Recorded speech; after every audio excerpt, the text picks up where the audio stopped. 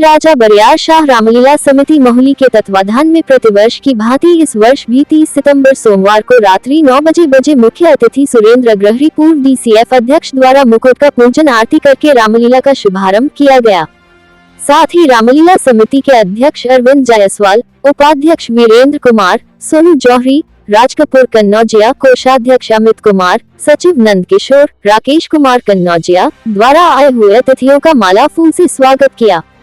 इसके बाद रामलीला मंडली के स्थानीय कलाकारों द्वारा नारद मोह लीला का मंचन किया गया। रामलीला मंचन में दर्शाया गया कि देवर्षि नारद प्रभु का गुणगान करते हुए एक सुंदर रमणीय स्थान पर समाधिस्थ से हो गए। जब इंद्र को नारद जी के समाधि के बारे में जानकारी हुई तब उन्होंने नारद जी की समाधि को भंग करने हेतु कामदेव और 2 अप्सराओं को भेजो। कामदेव वहां पहुंचकर नारद जी की समाधि को तोड़ने का काफी प्रयास करते हैं, लेकिन वह सफल होकर नारद जी के पैरों पर गिर जाते हैं। जब नारद जी की समाधि टूटती है तो कामदेव को अपने चरणों में झुका देखकर उन्हें समझाकर वापस इंद्र के पास लौट जाने को आदेश देते हैं। नारद जी को कामदेव प्रणाम करके वापस चले जाते हैं। इस बात को नारद जी अपनी प्रशंसा ब्रह्मा जी, शंकर जी से कहे तो दोनों देवताओं ने मना करते हुए कहा कि आप इस बात को विष्णु जी से मत कहिएगा। वे नहीं माने और वे भगवान विष्णु जी के पास जाकर के अपनी प्रशंसा कर सुनाए। विष्णु जी ने अपनी माया से श्रीनिवासन नगर बसाया। वहां के राजा सिलनिधि ने अपनी पुत्री विश्व मोहिनी का स्वयंवर रचाया था, जिसमें नारद जी भी पहुंच जाते हैं। नारद जी को देखकर सिलनिधि ने आदर सम्मान करने के बाद नारद जी से अपनी पुत्री के बारे में जानने की चेष्टा करते हैं। नारद जी विश्व मोहिनी की हस्तरेखा देखते ही उनके माया में मोहित हो जाते हैं और विष्णु जी के पास जाकर के उनके स्वरूप को मांगते हैं। विष्णु जी ने अपने स्वरूप के बजाय बंदर का रूप दिया। अब नारद जी बंदर का रूप लेकर स्वयंवर में उपस्थित होते हैं। उधर श्री हरि विष्णु भी स्वयंवर में उपस्थित हो जाते हैं। विष्णु जी को देखकर विश्व मोहिनी उनके गले में जयमाला डाल देती है। भगवान विष्णु मोहिनी के साथ अपने धाम के लिए प्रस्थान कर जाते हैं।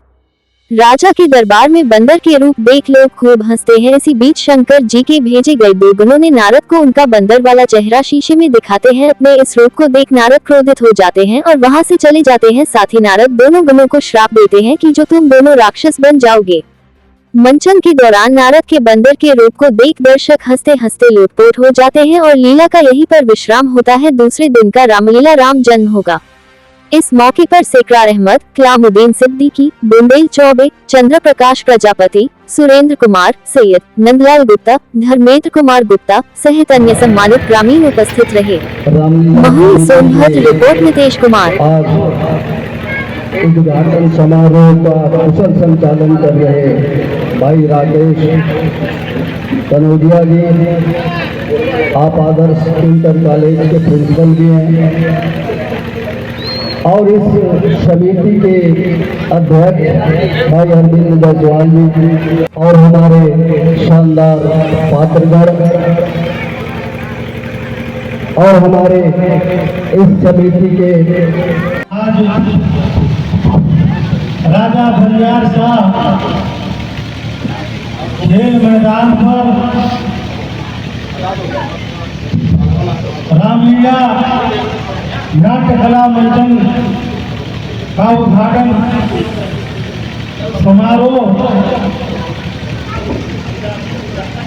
आज से शुरू हो रहा है।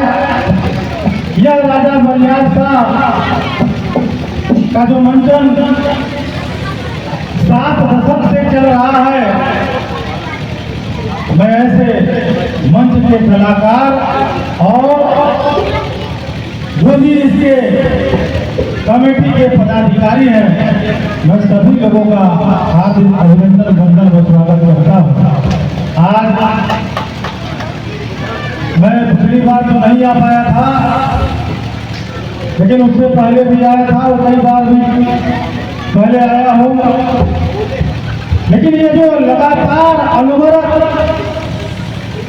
रामलीला मंचन कराने की जिम्मेदारी और करने की जो जिम्मेदारी स्थानीय लोगों ने लिया है, वह काबिल तारीफ है।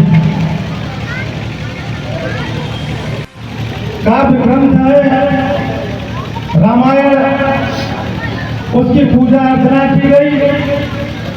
नारियल फोड़ करके, गीता काट करके इस कार्यक्रम की शुरुआत होने जा रही है। अभी आप लोग जहाँ दर्शक बंधु बैठे हुए हैं, यहाँ पर आप राम जी के आदर्शों को देखने के लिए, सुनने के लिए